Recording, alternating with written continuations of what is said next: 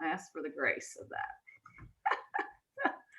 So welcome to our Creating a Community of Healing. It's May 8th. It's a beautiful sunny day down here in the Cincinnati area. James Clay and I are presenting through the West Ohio Conference. So the first thing we want to do is just ask, how are you entering today? So in the group chat, we just want to hear from you. I know you introduced yourselves in the group chat, but how are you entering? How are you feeling? What are you thinking about? What are you hoping for our time today?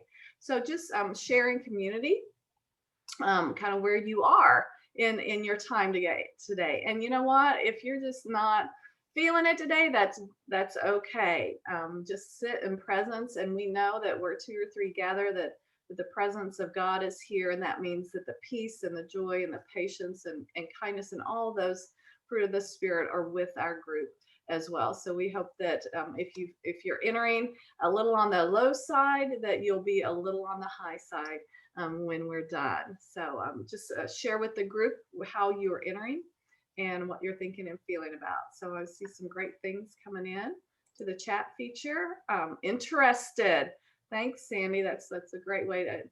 If we're not curious and interested, then we're really not into learning. So that's really important. Who else? What else have we got going on out there in your thoughts and your minds today? Open. Love it. I'm listening with an open heart. That's great. Barb Vote. I'm tired but ready to listen. That's great. Thanks, Barb. It's good to see you. I'm sleepy, however, feeling hopeful. I'm entering with joy. I feel energized. Nice. Nice. It's always good just to say how you're feeling. And for those of us who do this work with individuals that are touching the justice system, sometimes surfacing those feelings is the best thing we can help people to do in their healing journey. We know that, right? So that's important. I'm doing good. Happy to help with my input today in many communities. Yes, we are so glad you are here today as well. All right. Thank you, and keep sharing as you see fit to do so. So we ask that today that you be open, authentic, engaged, comfortable with being uncomfortable, because that means you're on the edge of growth, right? That edge is always a little discomforting. And so hopefully as you leave today, you will be a little uncomfortable. You'll wrestle with some things. We hope you'll be non-judgmental and understanding. I always like to say thanks for the grace, right? Because we judge what we do not understand. That's just kind of human nature. So we hope that we will have a non-judgmental and understanding space for some authentic discussion and dialogue today. All right. So what we're learning about today, why a community of healing is an important response to the impact of incarceration, particularly now in our social climate and all that is going on in our communities with the pandemic that has accelerated some things, that has magnified some areas of our communities, so has revealed a lot of things that were bubbling under the surface. But with the cracks of the pandemic, they have come flowing out, and there's a lot of pain, a lot of shame, a lot of hurt that is happening that's in need of healing. We're going to identify key characteristics of a community of healing.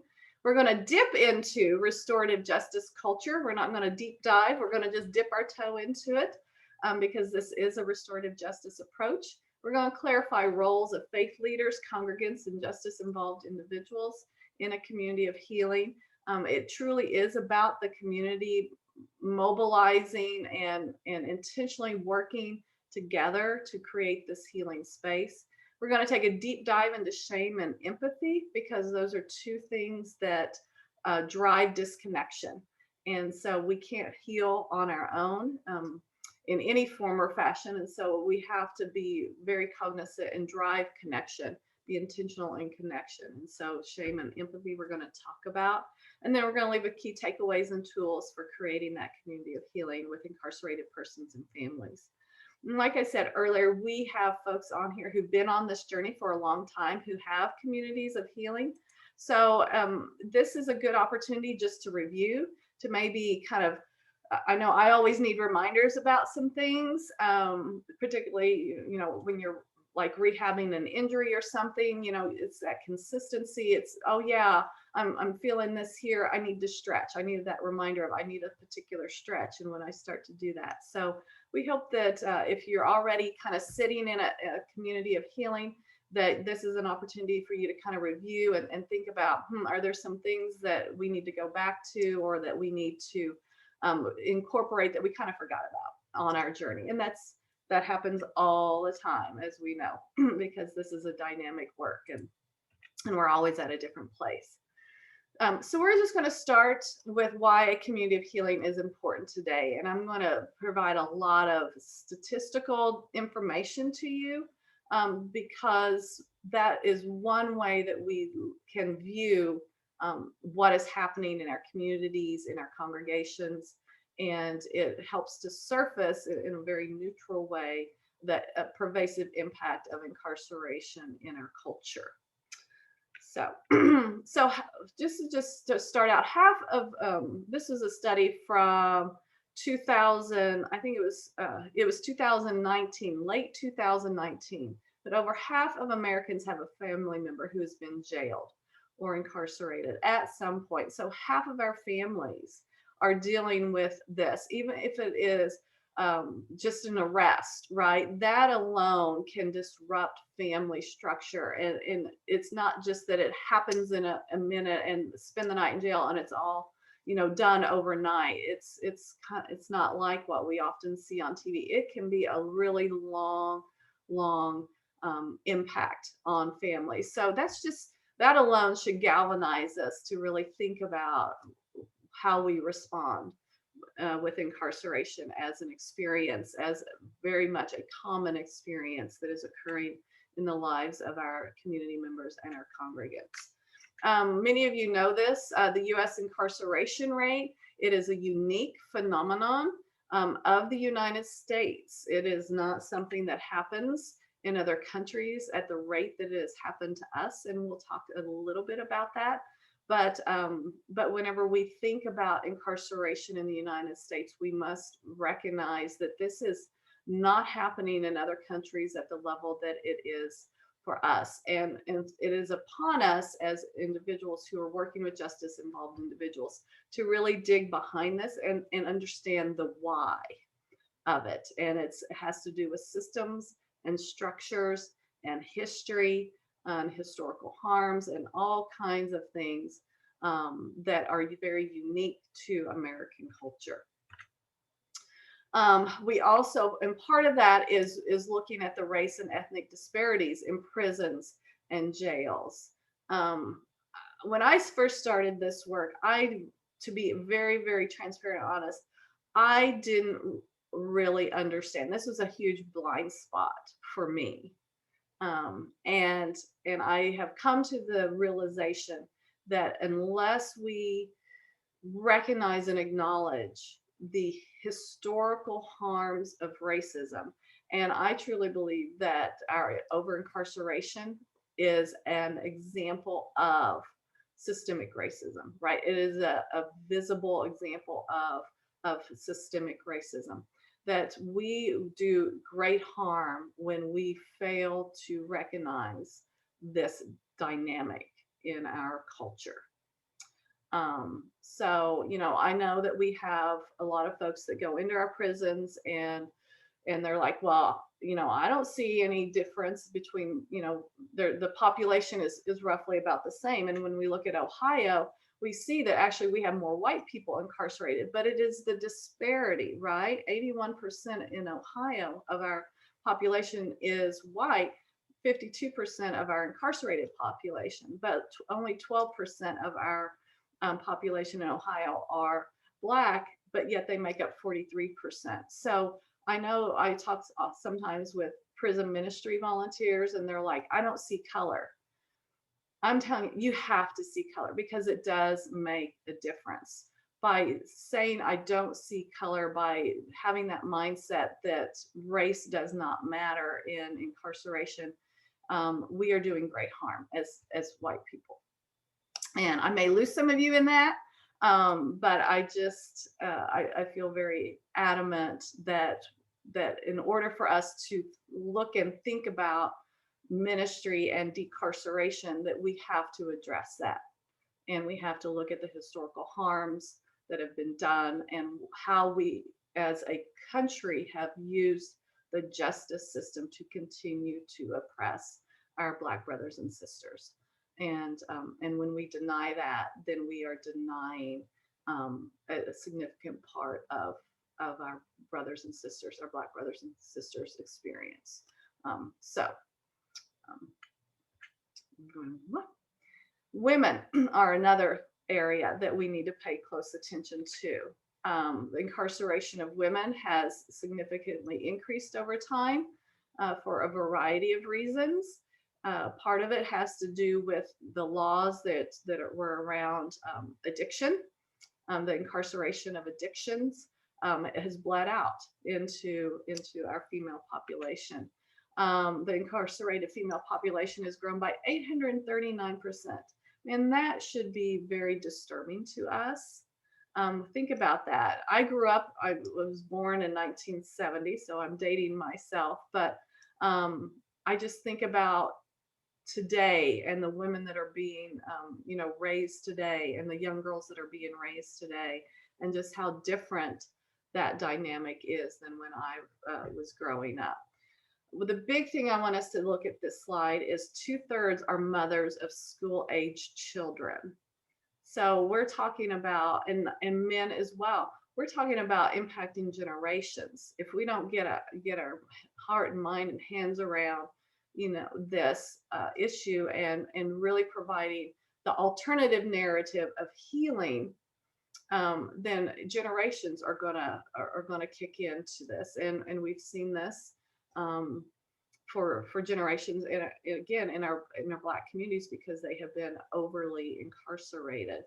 And so one of the pathways out, of course, is healing, and also advocacy and working to change laws and policies that drive populations into justice. So where do we sit in Ohio? How many people are in Ohio criminal justice system? This is, I think this is from 2018. A significant amount are on probation and parole. So they're out in our communities. And so that's why our second part 2 is going to be on reentry. And that's a huge piece of that. Our state prison population is down now because of COVID. And Mike, I think you said not too long ago it was around 42,000, 46 or 42,000. Just somewhere in between 42 and 43,000 Yeah. currently. So about down about 6,000, 6 to 7,000 people since March of last year. Okay, great. Thank you for that. See, real-time data right here. But just because somebody, as we know, leaves prison doesn't mean that impact stops, right? It comes back into the community. It's portable. It's all portable. And those are things that we need to realize. Back in, I think it was 2010 or 2008, there was a study done, and 1 in 35 Ohioans under correctional control. And probably that hasn't significantly changed over the last 10 years or so, 10 to 15 years. And so we know that this, just from the statistics alone, that people are in our congregations that are dealing with justice involvement. If we kind of think about that 1 in 35, and if they have 2 members of their family that are also impacted by that incarceration or by that correctional control, then we're looking at 1 in 10 Ohioans directly impacted. So you may have a mom, a grandmother, a spouse, a child, all those different factors that are in need of walking with this incarceration experience in our congregation. So now getting even deeper down, in 2018 West Ohio Conference, which we cover 66 of the 88 counties, we did a survey of our congregations. We have about 1,000 congregations in our 66 counties, from small groups of 20 people, 15, 20 people on a good Sunday, all the way up to several thousands. And so we surveyed, we had about 46% return rate. And we wanted to know what was the presence of justice involvement within our congregations, because we felt it would be a good measure and it would be a good way for us to help us establish our why for this ministry across our conference. And we asked 3 basic questions. Do you have church members that you know that are experiencing the justice system? And then these touch points over here on the right slide. 80% of our congregation, almost 81, said, yeah, we know somebody who's involved in the justice system. And look at that rate of arrest. 52% of our respondents said that they'd had somebody that was a congregant, a member that was arrested. So, those are just some of the touch points that we have. We also asked, do you get family members? And whenever we expanded that centrifugal circle, that circle out to family members, 67% had family members that had walked with somebody through an arrest. And then when we moved it out into the community, do you know community members? Again, 62%. And I don't think West Ohio is alone. I don't think our congregations are alone in this presence with individuals. Could be wrong, but I don't think so. Because like I said, we're all over and all different kinds of contexts. And so we thought it was a good way of indicating the need for a healing community in every congregation within our West Ohio conference. So here's our first group discussion, and we're going to do some breakout groups because we really want you to take what we're providing today and kind of hold it up, look at it for about 10 minutes and see kind of, again, surfacing the wisdom within your own context and your own congregation. So I'm going to break us up into breakout group rooms, and I'll put these in the chat. But what surprised you most about the information provided? And then where do you see incarceration impact in your congregation and community? So I'm going to launch some breakout rooms, and then I'll put those in the chat. How many people do we have on here? So we have 21. So I'm going to do 5. I'm going to do 4 breakout rooms. I'm going to automatically assign, and I want to make sure that certain people are in certain rooms. Just give me a quick minute.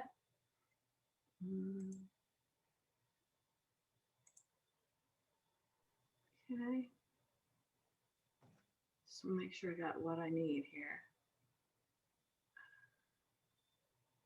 All right, I think we are good. So I'm going to open the rooms and just accept that, and then I'll put the questions in the chat.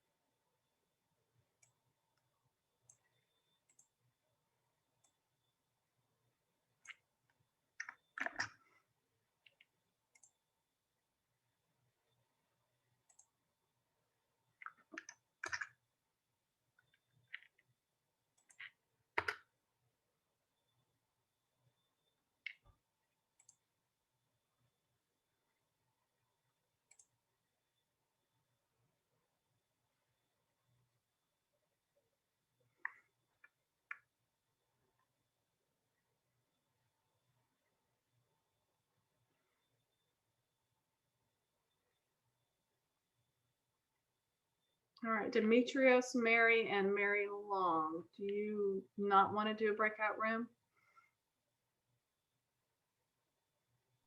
Yeah, I'm not able to right now. Okay. Sorry. Yeah, that's okay. thanks. Just making sure there wasn't a hookup somewhere. That's okay. Thanks. Mary Kearns, are you okay not doing a breakout room? Yes, I'm enjoying listening. Okay, great. Thank you. Yep.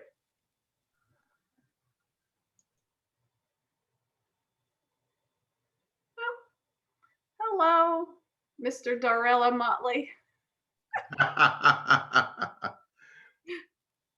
Do you want to change your name? Do you want me to change it for you, or do you know how to do that? I know how to do that. I'll change it. All right. They're in breakout groups right now. If you want to join one, just let me know and I can put you in one. I think I can.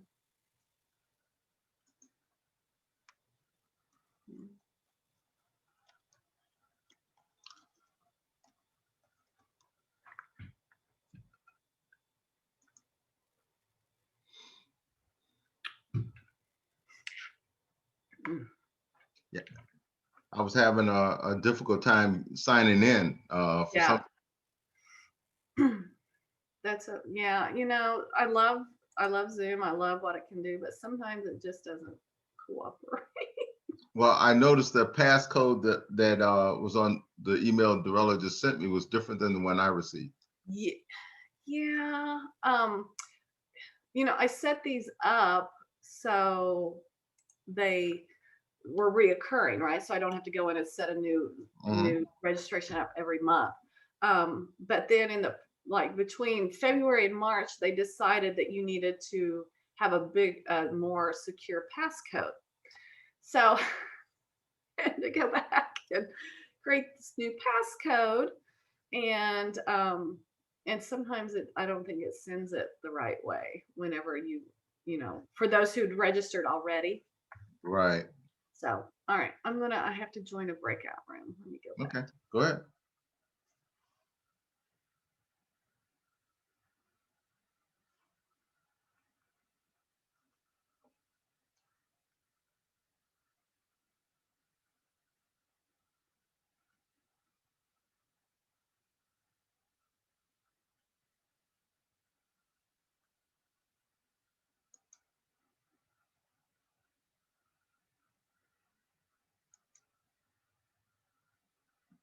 Mary, how are you doing today?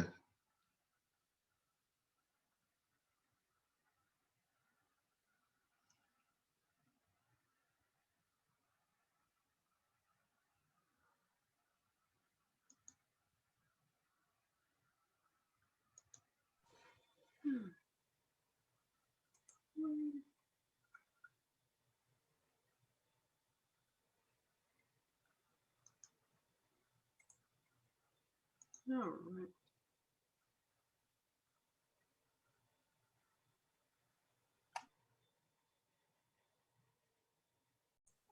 With answering these two questions. Something that maybe somebody said, they're like, ooh, that's causing me to kind of rethink a little bit here. I'll go ahead and jump in. That me and Brother Charles Collins and Mary, we were talking about, of course, the large increase in the women, because of course I'm down here in Dayton where we have Dayton Correctional Institution. The mental, which is a little bit me and Reba was talking about, the mental health of the returning citizen, and not just the returning citizen, but family members and victims. A lot of that is getting overlooked.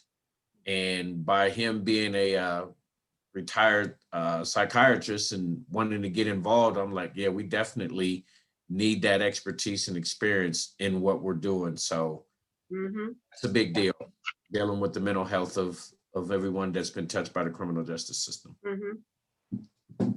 What about that question of where do you see incarceration impacting your congregation or community, folks?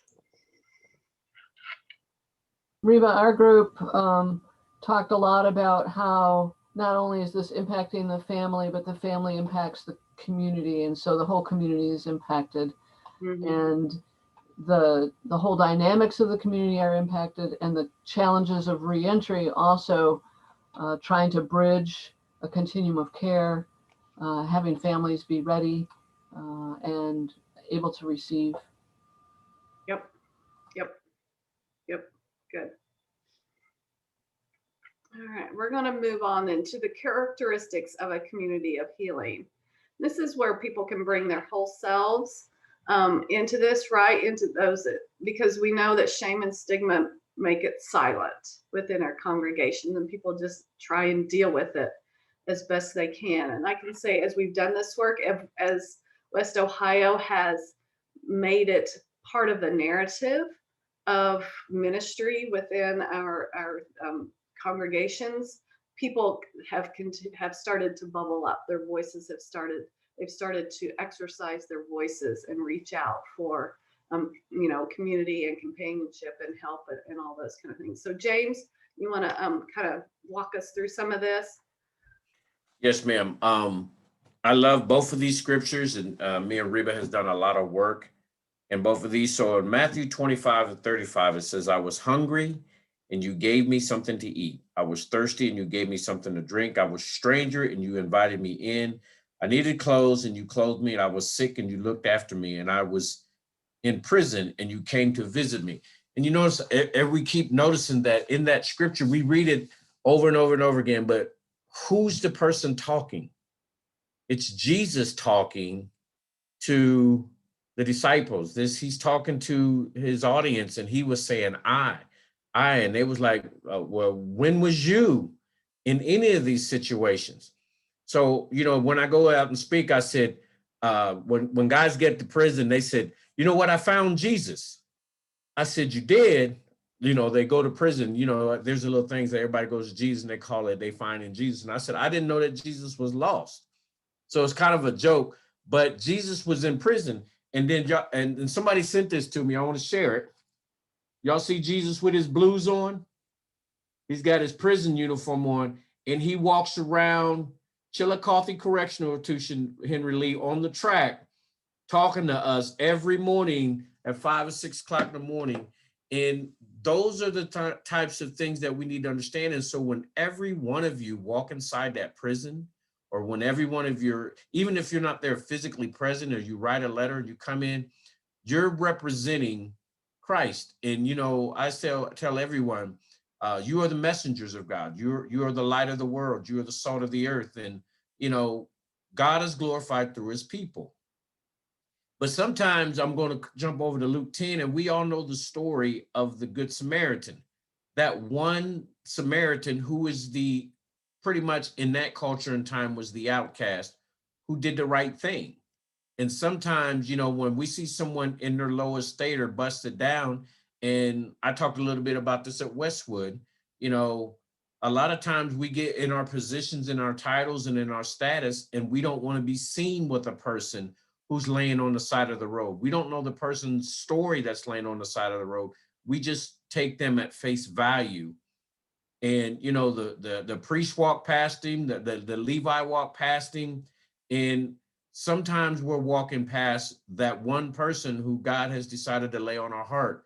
And that Samaritan, whom we also look at, he had already been an outcast. So he understood, probably from his point of view as a Samaritan, that this guy, I don't care what has happened to him.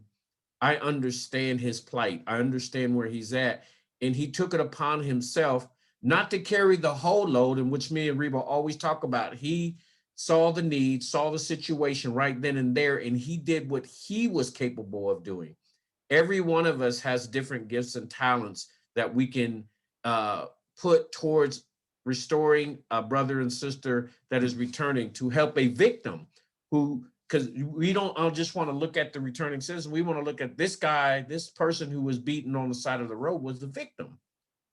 And, we may say, oh, he's a bum, or he's drunk, or look at him. But that person has been through something where it was an immediate offense or something that has happened over a long period of time to put them in that state. But we want to be the Good Samaritan. We want to be that good neighbor who, he was able to put him up in a place and put some money down on it, but he didn't sit there with him. He passed that care on to the next person. And I always want to reiterate that, all of these things, being a prison, being the victim, and being the person who is walking with those victims and those incarcerated, are much more important and invaluable to us. And I'm quite sure Miss Dianera and Henry Leewood can tell you how valuable it is. And sometimes, the word says don't get weary in well doing. And sometimes you don't get the pat on the back every day, or you don't get the rah, but God sees you and we see you and we appreciate you. So I just wanted to let Reba give me a little bit of time to let you know that he's in there with us. And every time he's walking as us, it comes through your letters, it comes through your your love, it comes through your ministry, that you are a representation of Jesus Christ. So thank you. All right. Thank you, James. Well put. So, so what does it mean then to be, again, to make it portable, right? To make Christ portable in create a community of healing, which community is, two or more gather in our name. So it doesn't have to be a large group, but these things we feel are incredibly important and need to be present. Congregational care is treating that incarceration experience or that crime trauma in the same manner as a long-term illness or hospital stay, right? It's not a one and done, never is, never will be. So, looking at it from that perspective, and as James pointed out, it's do what you can do, but there's this continuum. And Alice said the continuum of care is incredibly important. Safe spaces for people to speak their truth and trust without shame and judgment. So many times this is just what people need to start their healing journey. And then we need to be really intentional about forgiveness and redemption and reconciliation practices. Even when resolution isn't possible, forgiveness frees us, the forgiver, right? So that should be a key teaching that is happening within our congregations, regardless if they're a community of healing or not. It should be a key teaching because, that's why Christ died for us, for the forgiveness of our sins, and then redemption and reconciliation too. So part of, if you've been part of a community of healing, how are you continuing to surface these things, these themes of faith in your ministry? And then service to advocacy pipeline, as we talked about earlier, about the disproportionate impact on communities of color, poor communities. Policies drive populations. And so we need to not only serve, but we also need to look at the systems and the structures and how we can speak healing and truth into those as well. Anything to add to that, James? Yeah, because I'm going to piggyback off of Mike Davis. Bless you, brother. We had a Hope Letters training Wednesday, and we talked about that continuum and, how you so eloquently expressed how important it is. But you talked about walking out the gate is only the release. It's not the reentry. And if Reba will allow me a couple minutes to share with that, Mike. You're inviting Mike to share that? Yes, Mike, would you just give us a little bit on that continuum, release, and that pipeline that we was talking about a couple weeks ago? Oh, yeah, brother. I thought I was like, hey, it'd be better in your hands than mine. But thank you. And it's true, James. I think far too often we look at this process sort of as a one-way street. Us sort of facing in, us sort of reaching in, without applying, a lot of our gifts, talents, the advantage of the Holy Spirit to efforts in community. And I know you'll be talking about this moving forward.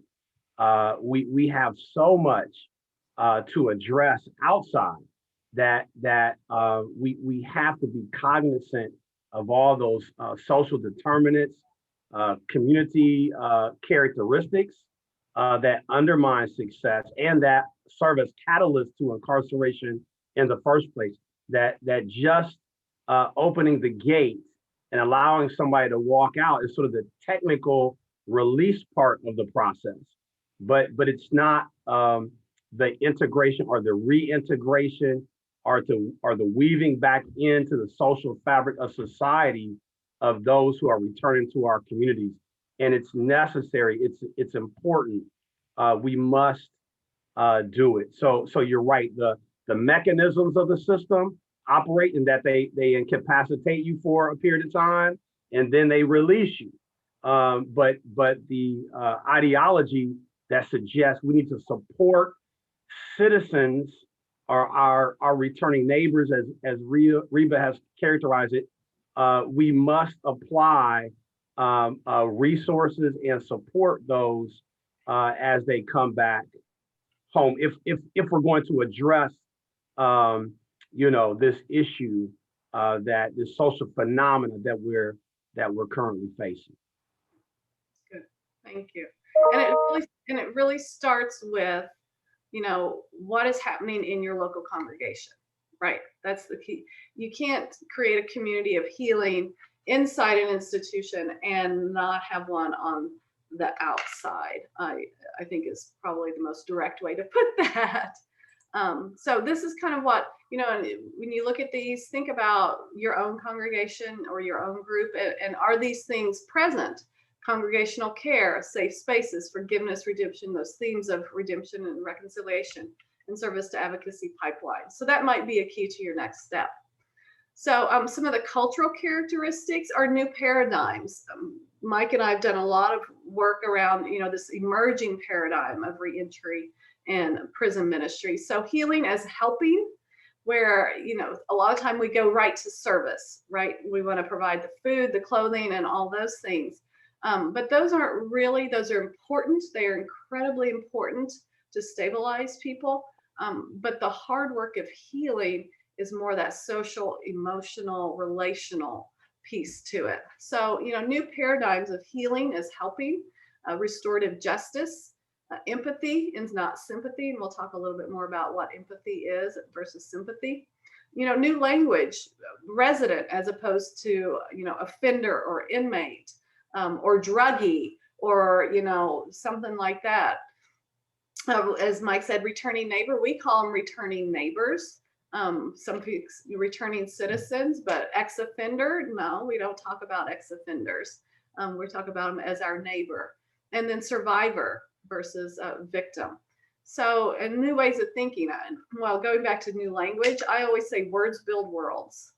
And so the words we use are incredibly important. And then new thinking, youth justice, validation over vengeance. We are, in our culture, we are taught that vengeance is what brings justice, and it doesn't, right? We should, hurting other people isn't just. It doesn't bring about that healing component to it.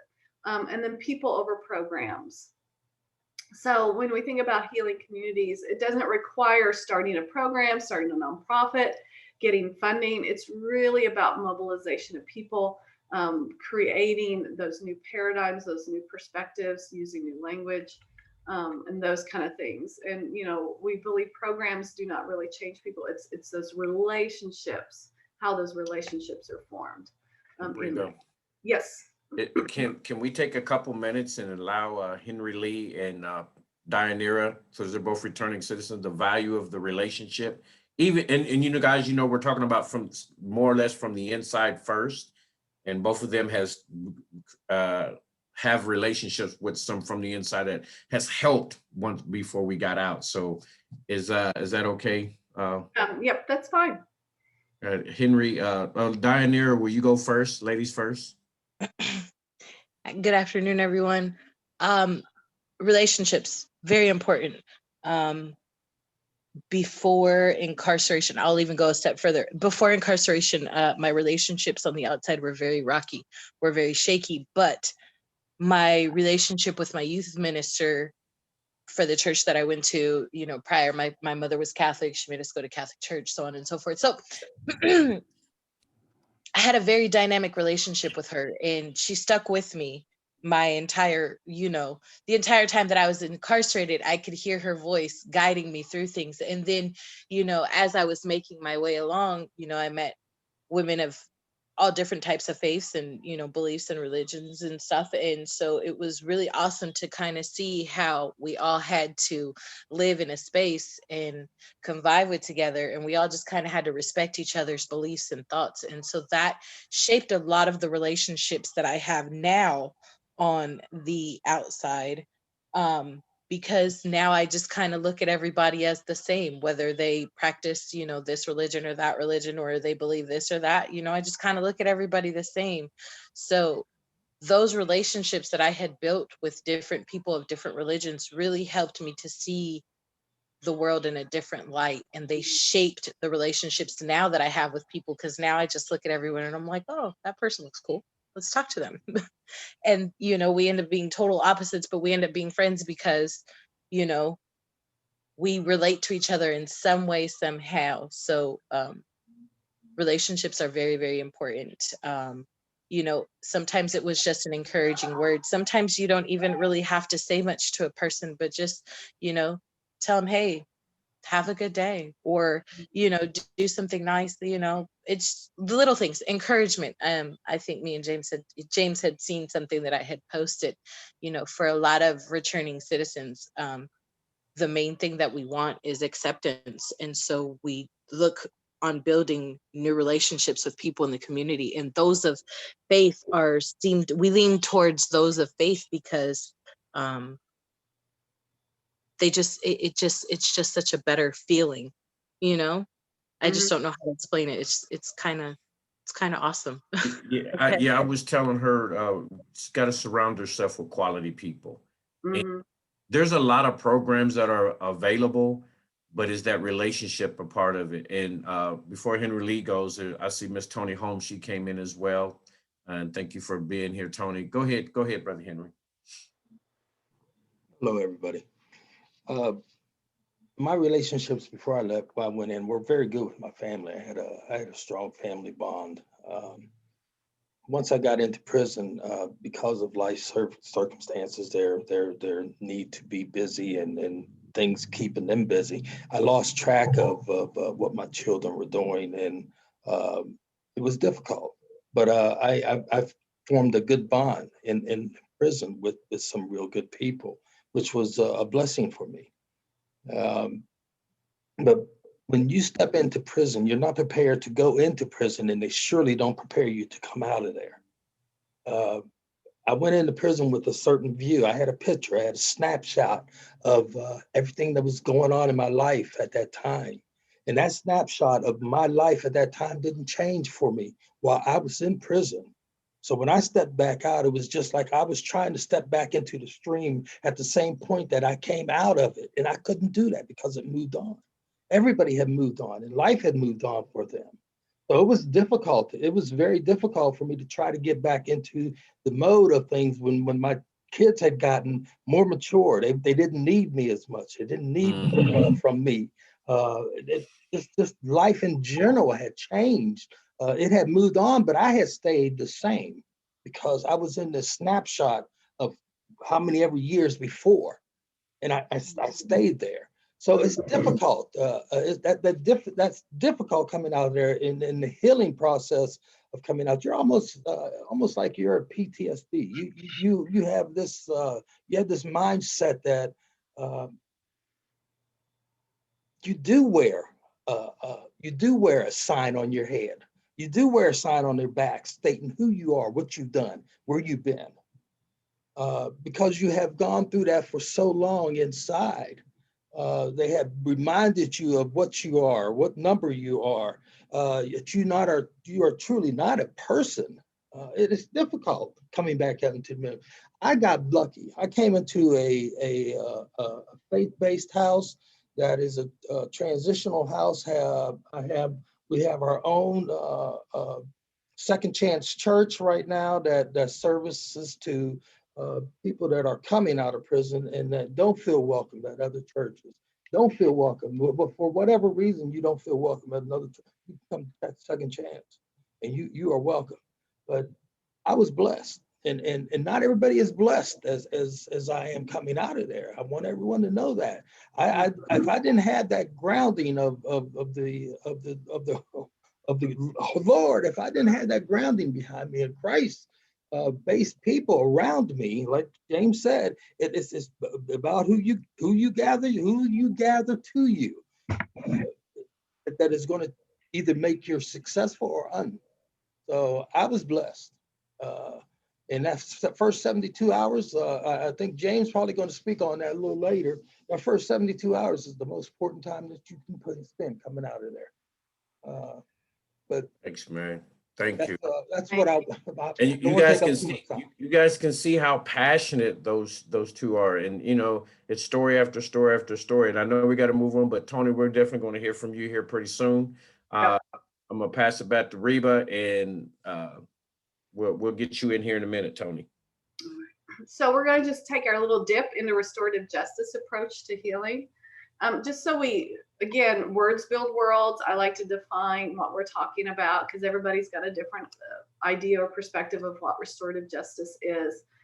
This comes from the Center for Justice and Peace Building, but it's a grassroots movement, right? So it's not this government program or this big social structure thing. It's grassroots. So it's at the very, the 3-foot level instead of the 30-foot level of ministry. It's a philosophy of criminal justice as well. It's part of restorative practices. Restorative practices is a bigger umbrella. Restorative justice is just around this philosophy and this way of thinking of criminal justice. It's also a set of tools for understanding and repairing lives and communities. Relationship is always at the heart of it. And then broadly, it's an approach to harm or crime, which seeks to heal the harm that has been done. And so it holds both parties with significant dignity. Accountability is huge in restorative justice work. And so that's kind of when we talk about restorative justice, it's that entry level, that base level thing.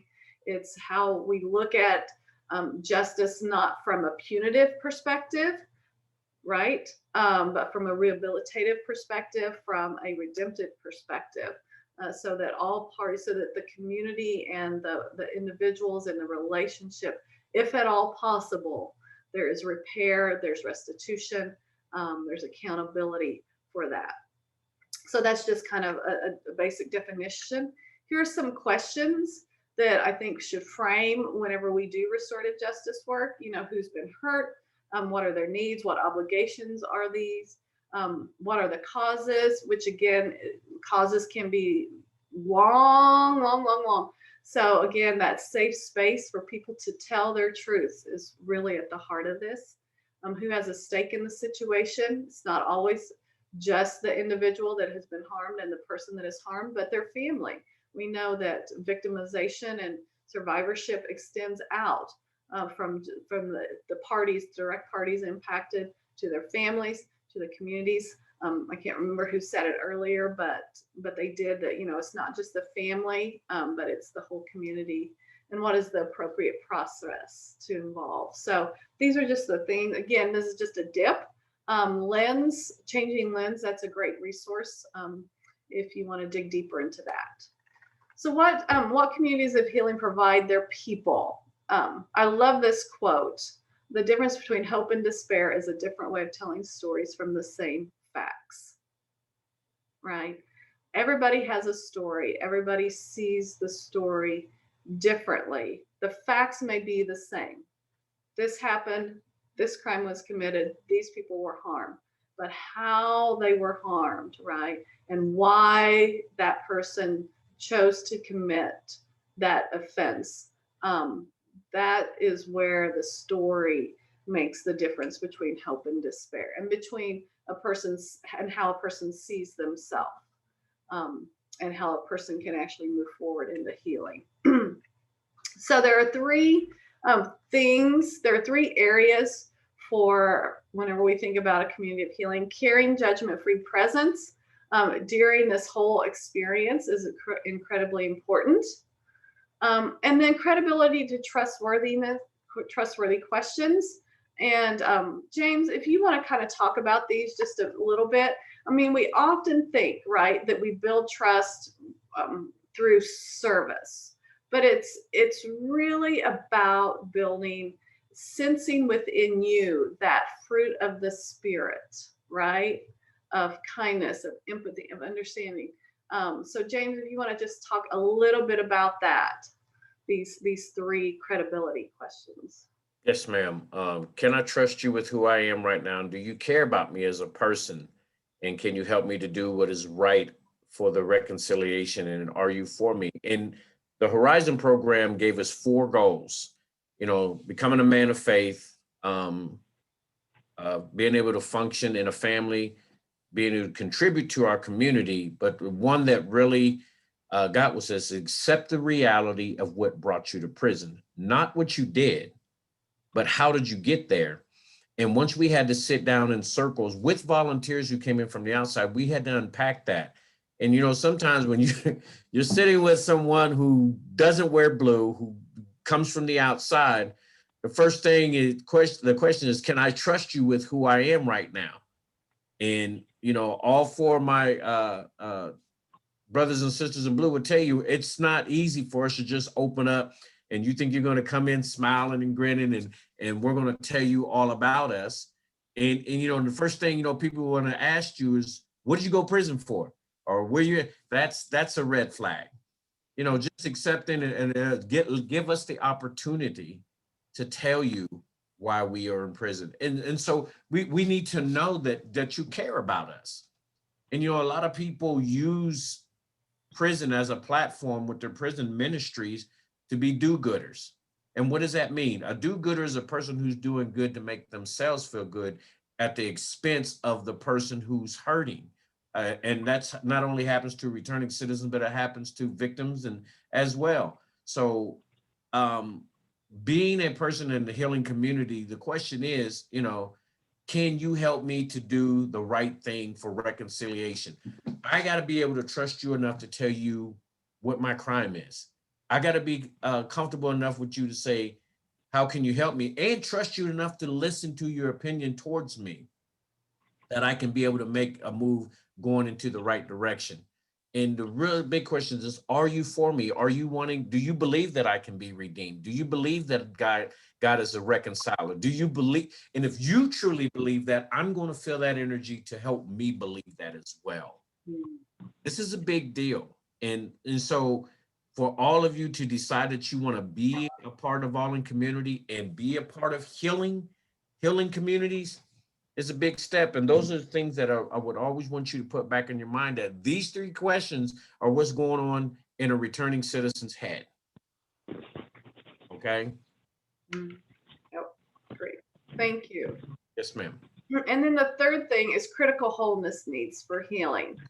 You know, emotional, spiritual, and physical safety with consistent care, vulnerability, and empathy. So it's really important. So people sometimes do not move forward, I think, in ministry the way we want them to, right? We have their whole life planned out. We're going to help them get a house. We're going to help them do this. We're going to, you know, come inside and do Bible study.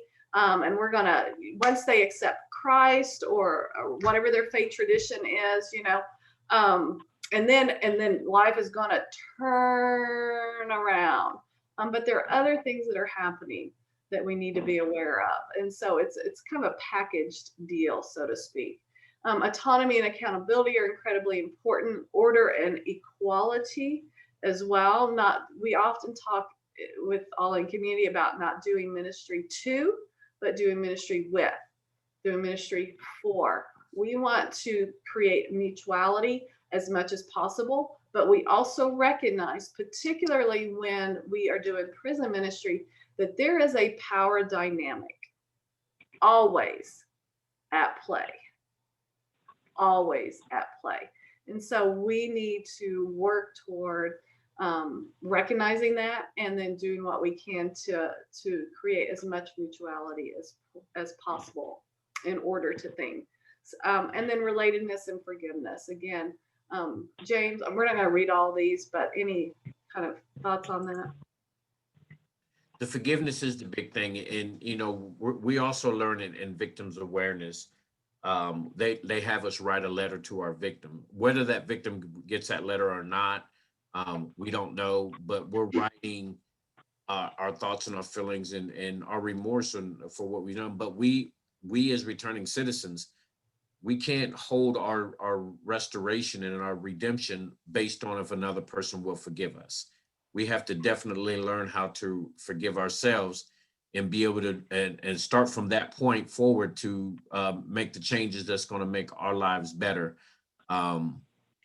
And, you know, the most important thing, that's the beginning of us being new creatures. And it, you know, if we truly believe that old things have passed away and all things become new, we have to be able to relate ourselves. That's why I like the relatedness forgiveness. Our forgiveness is the beginning of us relating into a whole new personality. And every day that we believe that and walk in that faith, we become this new creature. And that comes again with all of you walking with us. So yes, ma'am. Thank you, Reba. Oh, you're so welcome. Thank you, James, always. So we're gonna get into another breakout group for it's 11:23. We'll come back at 11:30. It should be easier to get into your breakout group room. But here are the questions. Which of these three areas challenge your congregation the most? And then share with the group one way your group provides that presence, establishes trustworthiness, and addresses wholeness needs. So this is surfacing the wisdom within this group, right? Some of you are doing this exceptionally well, and it's always good to hear from your co-laborers how things, how to do this work even better. So I'm going to launch our breakout groups, and then were you able to see the questions in the chat, James? No, we did not. Okay. Let me put those in the chat now first, and then so you guys can capture those as well. You can just cut and paste them. Can we see the three areas again? Yeah, they're actually, I put them in the question. Which of these three areas carrying judgment-free presence, establishing trustworthiness, critical wholeness needs? So they're in the questions because I realized I didn't do that on this slide. And I'm going to ask my, she's been putting each one of us returning citizens in a group with you guys, and you guys, Henry, Tony, and Dianira, just, you know, share kind of like I shared and help the group see it from our perspective and how things and just explain to them what they can really do to help build that trust and credibility. Okay. All right. Here we go. So back at 11:30.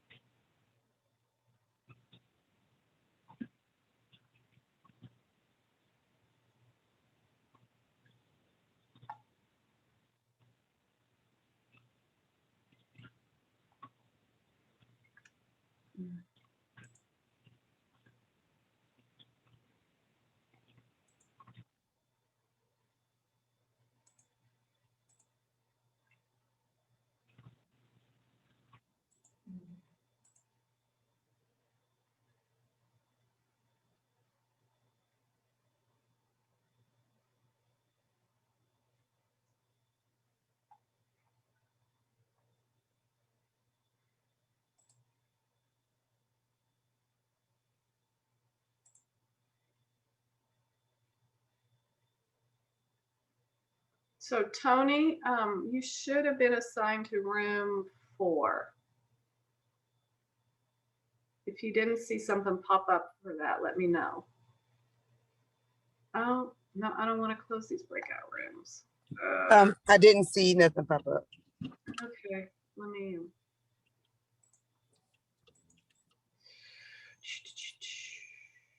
Okay.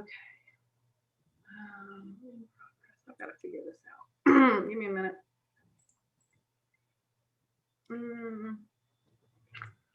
It's gonna somehow I've got it where it's gonna close in 11 seconds. So okay. Let me I'm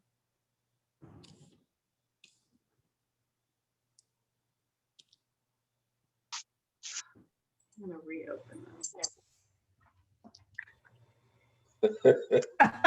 So sorry, I accidentally hit the close all rooms button. So please rejoin your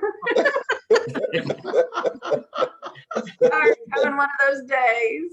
So please rejoin the room. How do we do that?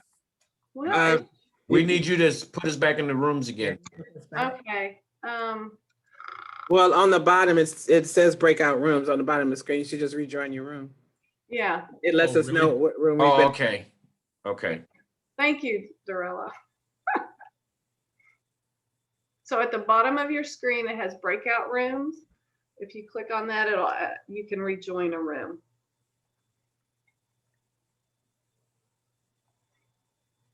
You finding that?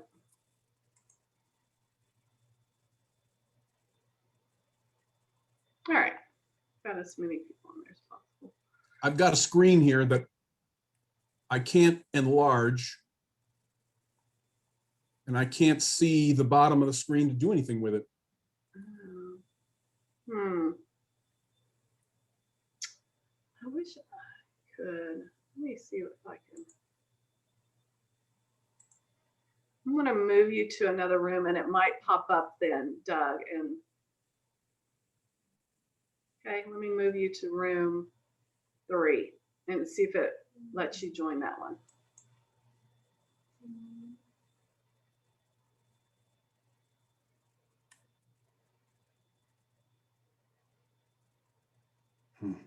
Did that work? Right now, I'm seeing a long, narrow box of 5 people. And that's all I've got. If I move my cursor to the edge in the previous setup, oh, here I go. There you go. Okay. There's got to be relatable, and I wish we had time, but we don't. The whole empathy thing, being able to share, you may not be in prison, but you know what it feels like to be depressed. You know what it feels like to be lonely. You know what it feels like to, and we may be expressing that from the inside, but there's something that can be relatable, and you allowing us and helping us work towards our healing and our forgiveness. So always try to be relatable when you're in that, when you're in this space with the returning citizen.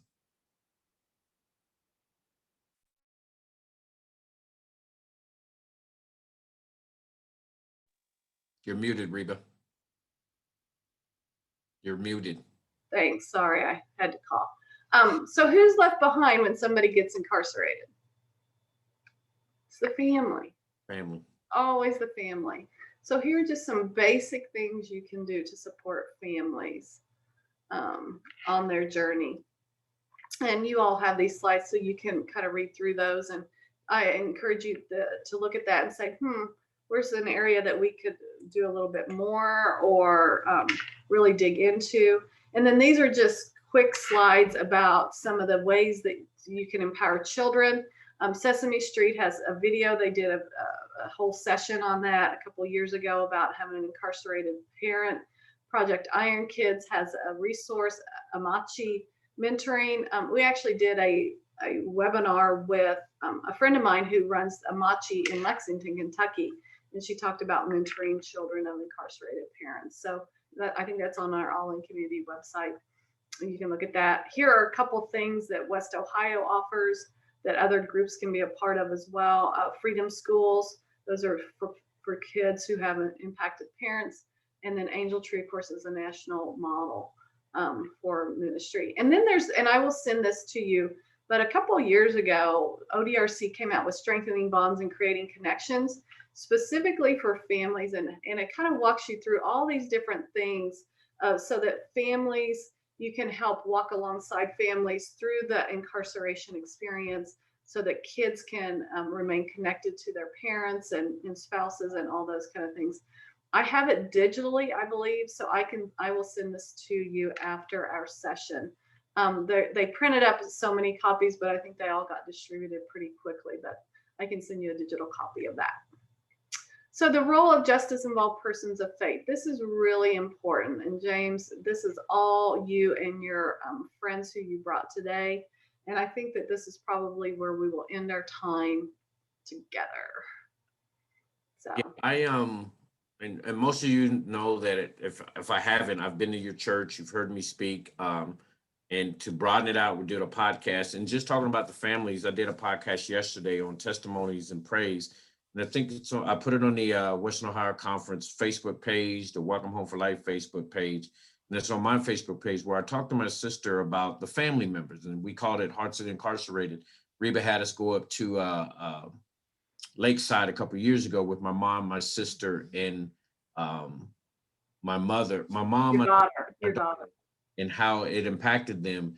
But there's so many different ways, and God has allowed and helped me create a platform with all of you. Now we have people who have a platform to tell their stories, and we want you to be able to listen and hear and go out into different churches and do different things. And whatever way that God is show that God is a redeemer. And the more you allow us that opportunity to share our story, the more people will hear. And that's what me and Charles was talking about in our group, to where, you know, we got to make people more aware of what's going on. And I tell my brothers and sisters in blue that we can't be ashamed if God has truly redeemed us and we are truly forgiven and sorry and remorseful for what we've done. Share, have the courage to share. And I'm asking all of you to have the courage to allow us to share. And that's how that relationship is built. So we can, that little drop begins to get bigger and bigger. We want Western Ohio Conference and all of you to be a part of something that is amazing. I want Ohio to be, Brother Mike Davis, I want Ohio to be the leader and show the rest of the other states and how we do reentry and how we do restoration for men and women. So us that's been involved, Henry, Dianera, and Tony, who couldn't stay, we got to get more involved. We got to say more. We got to share our story. So I'm grateful, just for this opportunity. Anything else, Reba? Well, I'd say Mike and I were on a webinar last week, actually, and there was a pastor who had been incarcerated on there, and he made the strong point that, while you're in prison, he said, while we're in prison, they have a significant amount of time, to read the Bible, to get grounded in scripture. And when you come out, and James, you can speak to this, and Henry and Dianera, is you have all this bottled up, and you want a place where you can use it, right? And so so when we deny or push to the side our brothers and sisters that have been incarcerated, we are really denying the witness of transformation, and we're denying folks who can really teach us even more in-depthly about the heart and the character and the mind of Christ, right? And lead us in that way. So James or Henry or Dianera. Yeah, I wanted Dianera to share, if she's still here, what she's doing now. All of us have different gifts and talents, but a way to use that gift and talent to let people aware. She's working with some women, and Tony, since she couldn't stay on, she's a realtor. And she has an opportunity to provide, sell houses, buy houses, and provide space for men and women who are can't buy a house. And it's just amazing. So Dianera, if you can still hear me, give them a couple minutes. And I think Mary Kearns, she's working with Mary on what you guys are doing with and for women. Either one of you guys. Oh, okay. Well, I could say just a little bit since I'm just new to the project, but it is called Be the Change. And so we just had our first meeting and it did get cut short, but Mary can probably tell you guys a little bit more about that.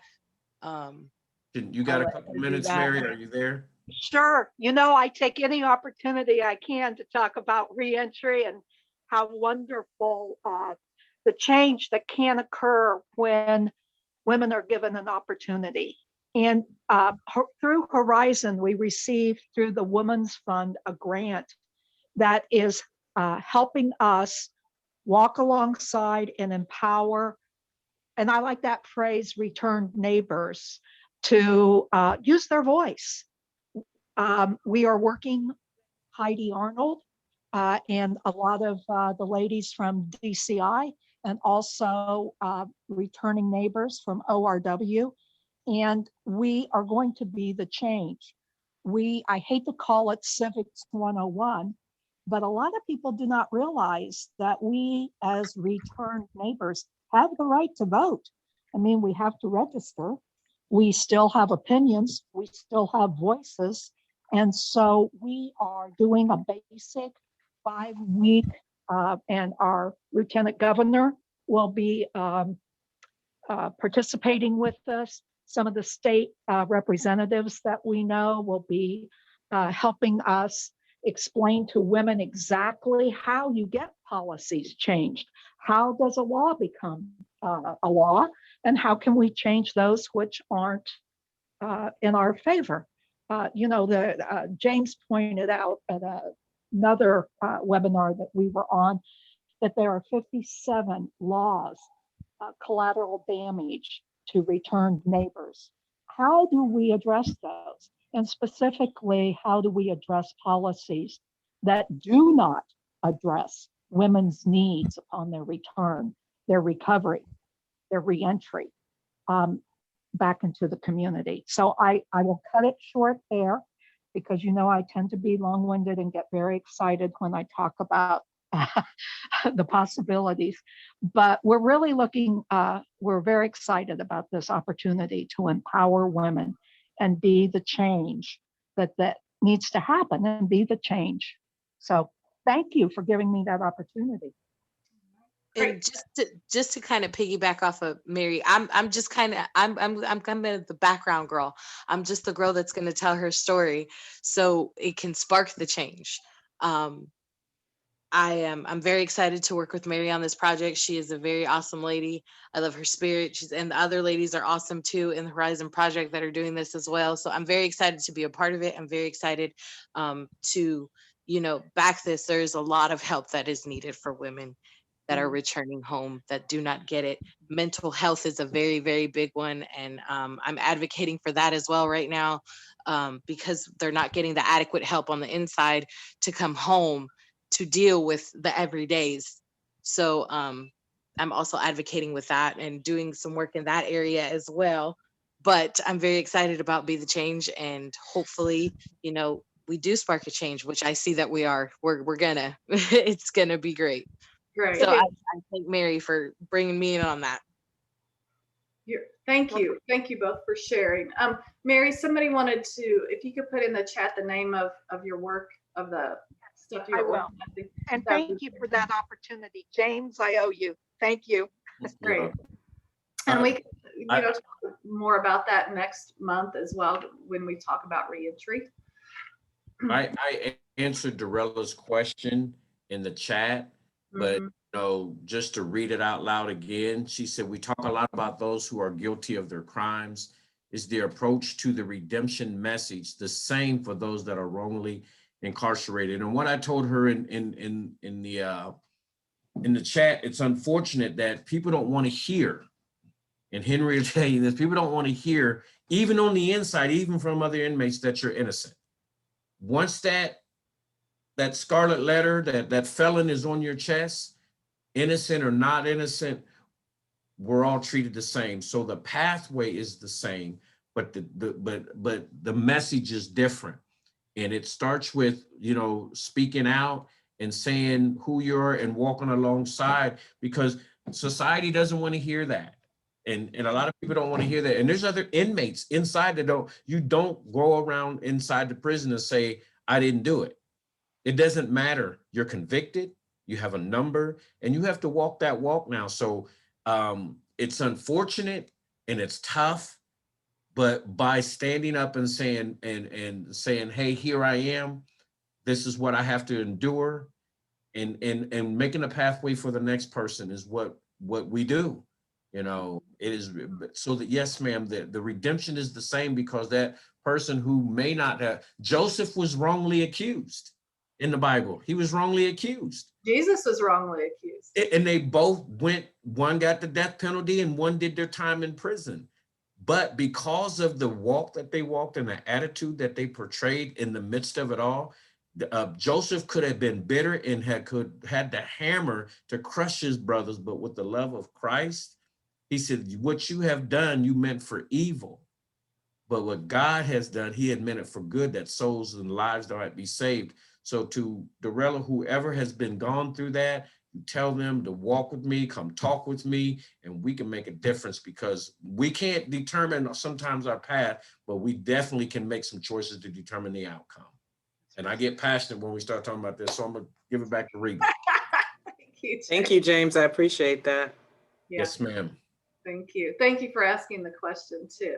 So just we're over time, so we're just going to wrap up here. Again, this is something for you to reflect on, go back to, and begin to kind of think of, you know, continuing your journey forward. So reflection and curiosity are always what drives change and growth and movement forward. So that, and then next month we are going to be talking about how communities heal and getting into empathy and things like that. So thank you. I'm sorry we went over today, but we really appreciate you sticking with us. And I'm going to launch my final poll, and I'm going to remove my screen. No, I don't want to do that. Oh, there we go. I'm still learning this. So if you would just let us know how helpful this session was, and then kind of maybe the impact, the community impact it's had, that would be really great. We appreciate that. Any final thoughts from anybody? You can unmute. And I will say, I'm going to cycle through these slides really, really fast to get to the one I want to get to. Oh, a couple things. Resources, again, that your manual is a great resource. Here's also Healing Communities USA. They have all kinds of other resources available to you, as well as our All In Community homepage has webinar, podcasts, Facebook group James mentioned, building bridges. That is our community engagement outreach arm for All In Community. And then we have the community experience coming up in October, which is focused on reentry. But the big thing that I really wanted to get to is coming up. So circles, May 22nd, family incarceration impact. If you know somebody who is on this journey with a loved one, this is a great space for them. It's a restorative practice, and it's a restorative space for them. And then Ministry Monday, I'm going to be teaching on listening circles, how to facilitate those. It's a great tool for congregations to begin this journey of creating that safe space for folks. And that and restorative practices, you have to have attended at least one listening circle to be trained in doing that. It's one of our practices as well. And then a reminder at part 2 is June 12th for every second Saturday series. And we'll be talking about reentry, creating communities of healing with reentry. So final thoughts for anybody. I'm going to stop sharing to see your amazing faces. You can unmute. Thoughts, questions, comments? I just appreciate everyone sharing. It means so much to hear from those that have already been through the reentry period and have come out the other side with such positivity and willing to help others. I just love it. Thank you, Barb. Thank you. Mm-hmm. If you want to learn how to be present with people, Barb Vogt, you need to get to know Barb Vogt. She's just one of those, you know. Other folks? Anything else? All right. Thank you always for joining, being with us, spending part of your Saturday. James, would you like to close us in prayer and send us out? Yes, ma'am. Thank you. Gracious Father, we just are so, so grateful for your love, your power, your strength, your compassion, and the ability to empower each and every one of us to do what we do in this field of ministry, of restorative justice and healing communities, and working in the criminal justice system to help men and women change their lives, those that are returning, their victims and their family members. God, I ask that you would allow us to take what we've learned from this session and go back into our communities and go back into our spaces, ponder over it, pray over it, and listen for you to tell us how we can move forward, launch out in this movement of restorative justice. God, we want to be so careful to give you all the honor and all the praise. I thank you for every person individually that came upon here, our faith leaders, our pastors. Thank you for Mike Davis and representing ODRC and the perspective of our partners in helping change lives. And thank you for Tony, who couldn't stay long, and for Dianera and Henry Lee for sharing their personal stories, like me, who have walked through the system and came out on the other side. Lord, help us see how valuable this ministry is and how valuable the relationships are. And let us not be do-gooders, but let us be good and well-doing and not get weary. Father, we love you, we honor you, and we praise you, and keep us together and hold us together until the next time on June 12th. In your precious son, Jesus' name, let us all say amen. Amen. Thank you. Love you guys. All right. Thank Thank you. Be you. blessed. Excellent. Thank you, Excellent. everybody. Thank you. Take care. Have a great day. Dorella, I'm going to be calling you soon. Thanks. Thank you, James. Bye-bye. Bye. Thanks, Doug. Bye, Mary. Bye. Reba, Bye, thank you. Dianera. Thank you so much. No problem. You guys have a good one. All right, you too.